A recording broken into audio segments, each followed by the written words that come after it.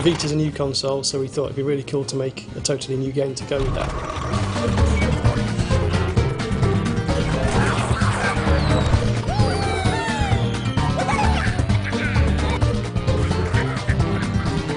Because Little Deviants is made up of a series of different levels that play in different ways, we've had to be very conscious about what's a good user experience. So the things you see in the final product for Little Deviants, they've all been really well tested and proven to be kind of exciting new ways to play.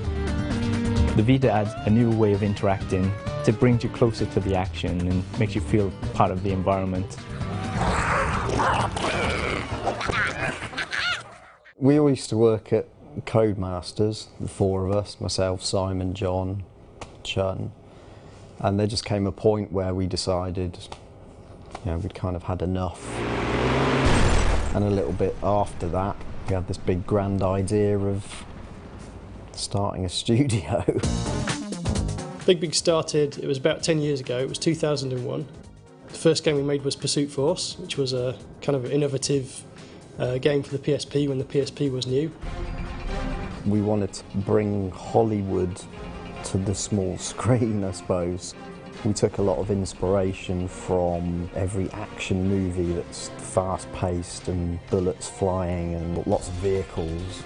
We did a sequel to that, and we took a really good PS3 game, MotorStorm, and brought that to the PSP.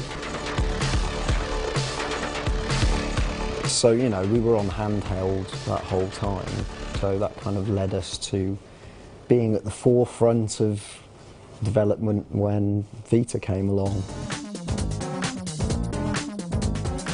A few years ago, the bosses of Sony approached us and said, we've got this really cool idea for a new console. It's got all these great new interfaces like front touch, rear touch, got cameras on the front, cameras on the back, really good gyros. What can you do with it?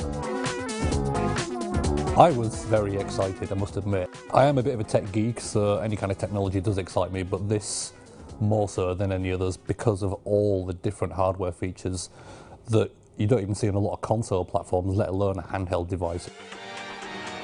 We were just amazed at the possibilities.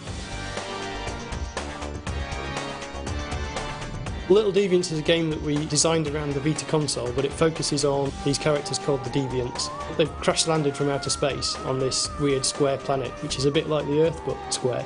And they're being chased by these evil robots called the bots. And it's up to the player to help them out, basically. They've got to protect them from the bad guys and also help them escape from the planet, so rebuild their rocket and fly away. Little Deviants was born out of a very, very simple idea.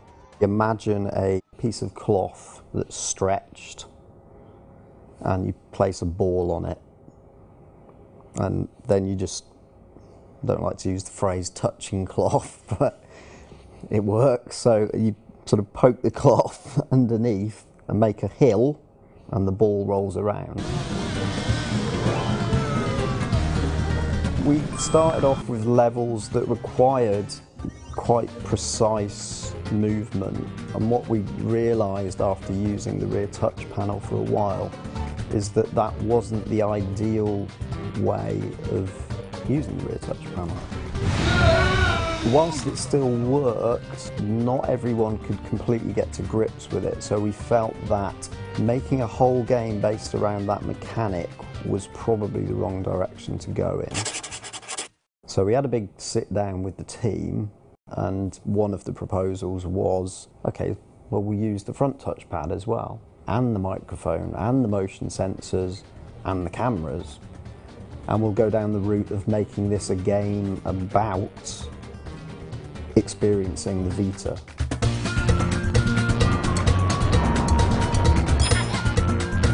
We didn't really want to present Little Deviants as a bunch of mini-games. We want it to be a flowing, story-based experience. When you start off, you've only got a few levels available. You progress through the story, you unlock new levels, and eventually you end up helping the Deviants get rid of the evil bots and escape from the planet. The augmented reality games make use of the rear-facing camera. So when you're playing a game, what you're actually seeing is the environment that you're in on the screen, with the various game elements overlaid on top. So it looks like the actual game itself is actually invading your world.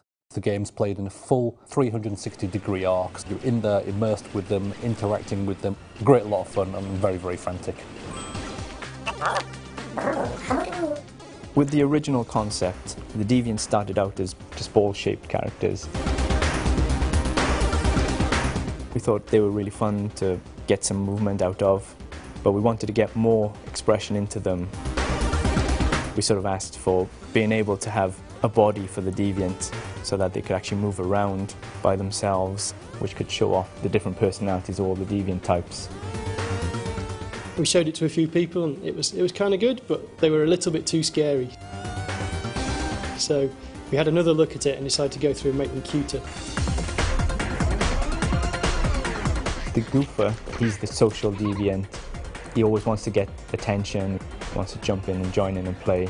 The way we animated him was to just have him bouncing everywhere, just running around with his tongue out all the time, like a puppy dog. He's got quite a short attention span, so he wants to be entertained all the time, and it gets into mischief quite often. Pyrus can be quite moody and explosive, but best to describe him more like a teenager. Underneath that tough exterior, he's quite vulnerable. Nucleo is this hyperactive, crazy-eyed, slightly mad deviant. He loves breakdancing.